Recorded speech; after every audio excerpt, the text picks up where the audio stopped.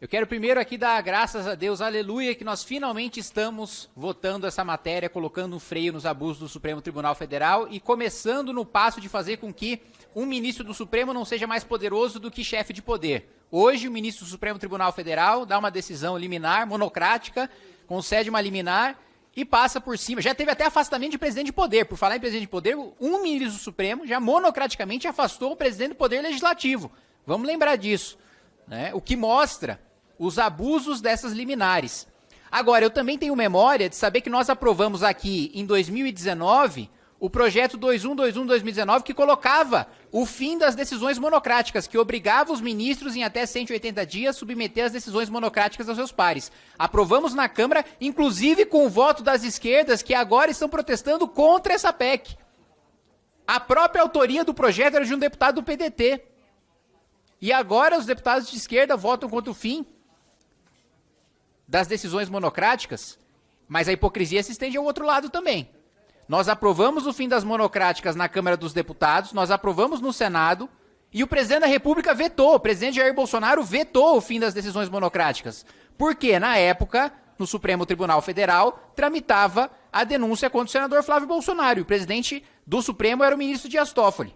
E a pedido do ministro Dias Toffoli, o presidente Jair Bolsonaro vetou o fim das decisões monocráticas. Nós não precisaríamos estar passando por todo esse tempo com abusos do Supremo Tribunal Federal com decisões monocráticas. E esses abusos atropelam todos os poderes. E não só os poderes, mas os cidadãos. Uma das decisões mais importantes, uma escolha da sociedade sobre moralidade, sobre criminalidade, que é a decisão sobre o aborto, o Supremo Tribunal Federal, vamos lembrar, na gestão passada, quis colocar em pauta a legalização do aborto até a 12ª semana de gestação, como se parlamento fosse, como se coubesse a legitimidade democrática aos ministros do Supremo Tribunal Federal definir o que é crime e o que não é. Não, a competência é nossa. Nós definimos o que é crime e o que não é crime. Ministro do Supremo quer definir o que é crime, seja bem-vindo, afilie-se a um partido, vai lá se preocupar com montagem de chapa, com financiamento de campanha, vai pra rua, apanha, toma processo, como nós fazemos, se candidata ao Senado, disputa uma eleição majoritária, não no Supremo Tribunal Federal. Aí não é lugar para você fazer militância política. Aqui o parlamento, sim.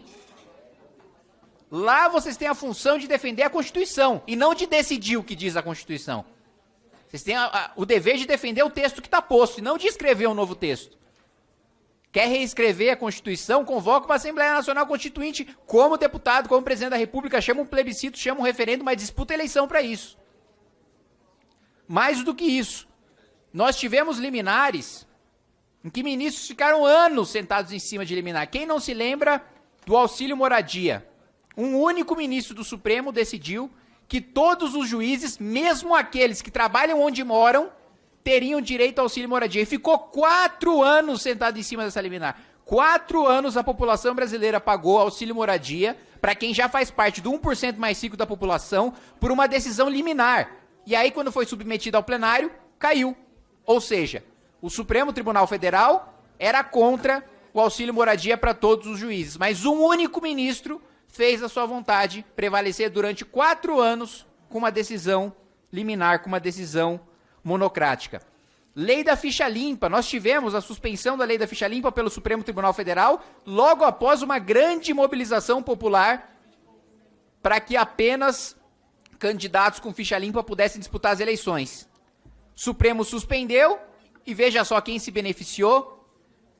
Gente do PT, gente do PSB, Paulo Rocha, que renunciou ao mandato de deputado em 2005, no escândalo do Mensalão, e se beneficiou da suspensão da lei da ficha limpa, pôde disputar a eleição e assumiu o mandato, se elegeu senador. João Capiberibe, do PSB, ex-governador, também ficha suja, por uma suspensão, por uma liminar monocrática do Supremo Tribunal Federal, também pôde disputar a eleição e assumir o cargo. Depois, quando a lei da ficha limpa foi julgada no seu mérito pelo Supremo Tribunal Federal, o Supremo decidiu pela constitucionalidade, ou seja, um ministro permitiu que isso acontecesse, eles disputassem eleições, mesmo tendo ficha suja. Código Florestal, 5 anos. 5 anos o ministro sentou em cima do liminar sobre o Código Florestal, quando foi para o plenário do Supremo Tribunal Federal, derrubado. Então já passou da hora da gente coibir esses abusos. E esse é só um dos vários abusos cometidos pelo Supremo Tribunal Federal. Que, aliás, assusta a inércia do Senado. Muitas pessoas me cobram, mas e aí, vai fazer o que em relação ao Supremo Tribunal Federal? Eu falo, não sou senador. E os nossos senadores parecem ou não saber que são senadores ou preferir não ser. Preferir não exercer o mandato. Porque quando eu xingo um deputado, eu estou xingando um deputado e estou cometendo um crime de injúria, vou ter que pagar uma indenização para o deputado. Quando eu xingo o presidente da República, eu estou xingando o presidente da República, vou responder por crime contra a honra do presidente, vou ter que indenizar o presidente. Quando eu critico, nem xingo, critico um ministro do Supremo Tribunal Federal, eu respondo por atentado contra o Estado Democrático de Direito. Mas peraí, quando eu critico um deputado, eu não estou atentando contra o Congresso Nacional. Quando eu critico o presidente da República, eu não estou defendendo a abolição da instituição Presidência da República. Agora, quando eu critico o ministro do Supremo, quer dizer que eu quero fechar o Supremo? Os ministros estão confundindo as suas pessoas físicas com o próprio Estado de Direito, como se a democracia fossem eles.